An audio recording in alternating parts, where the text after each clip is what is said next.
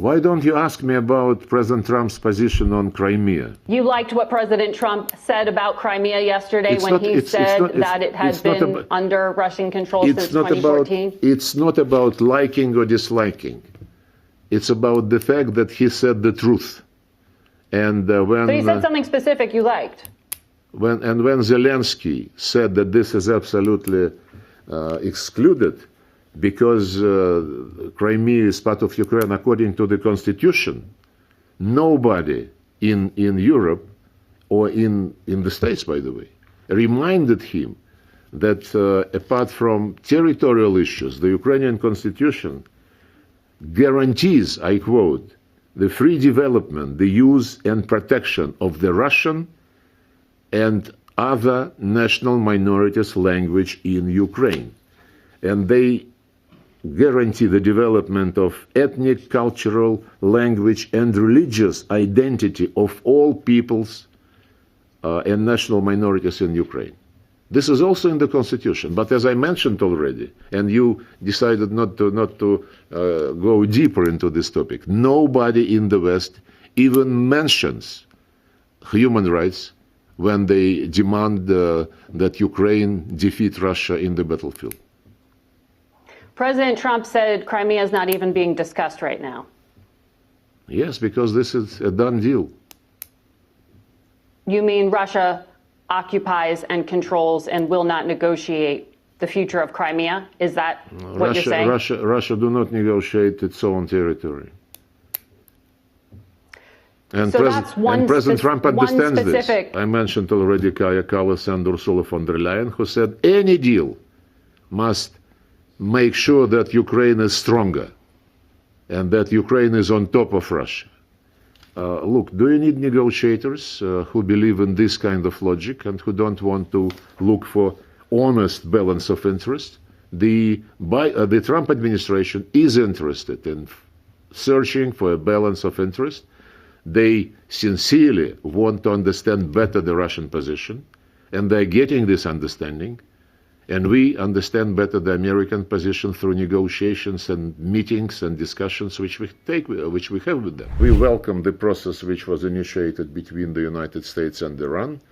We are ready to be helpful if parties believe this can be the case, and they know this. We have been promoting for many years in the United Nations a resolution prohibiting putting any nuclear weapons into outer space. The country which is categorically against it is the United States. At the same time, the United States promotes an approach according to which they want to prohibit putting conventional weapons in outer space. And they cannot answer the question, does this mean that nuclear weapons, they would be planning to move to the orbit? So my answer is very clear.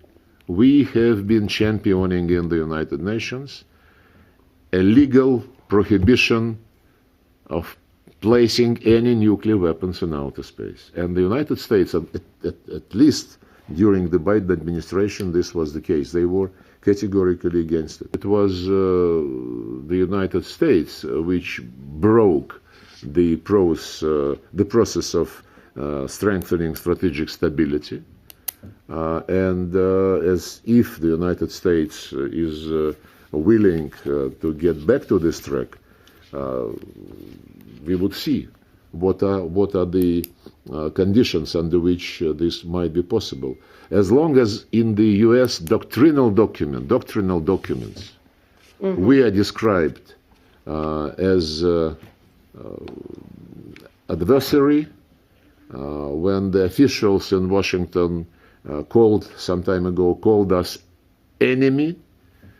So we want to understand what Washington thinks of our relationship and whether Washington is ready for, I would emphasize once again, an equal, mutually respectful dialogue heading to finding a balance of interest. If this is the approach, everything is possible. From everything you laid out, I haven't heard from you that Russia is willing to make any concession on anything to date. No, my brief answer is you are wrong. What concessions has Russia offered? Wait a second, please.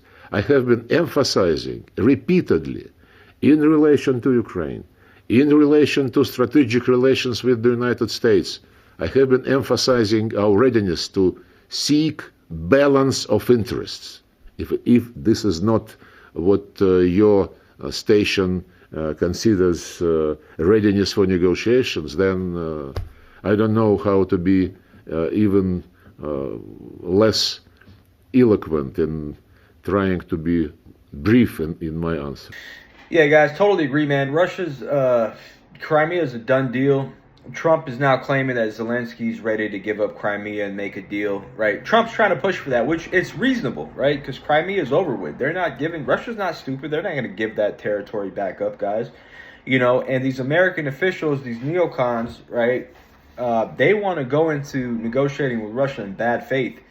You can't do that when they have the upper advantage. You can't do that when their economy's booming. You can't do that when they literally won the war. It's literally a war of attrition now.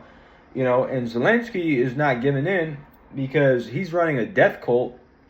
You know, this guy's just taking young men and putting them in a meat grinder because they're all getting, unfortunately, like a lot of people have died from this conflict, and it's really bad. And he's laundering money from his Western allies, man. And so Trump's actually trying to be reasonable in this case. You know, whether people want to give him credit or not, he's really trying to be reasonable. You know, because Russia's not stupid. They're not going to give up Crimea. They're not going to give up the territory that they took. They know that this is a war of attrition. They know that the West is going to get tired of supporting and funding the Ukraine war. They know that if they start a war in the Middle East and China, Europe is fucking done. You know, the U.S. is not paying attention to little old Ukraine or, you know, Taiwan or any of these places. They're about to get tangled into a regional war in the Middle East and a tariff war with China, which is the bigger threat, right? So the audacity, man, of some of these reporters, man, that they want to just act like, you know, they have some sort of leverage in negotiations. The war it sucks to say it, but when it comes to war, if you lose a war, you lose a war. There's really nothing you can do about it. You know, throughout history, people have lost wars, and you know, and that's just what it was, man. You know, so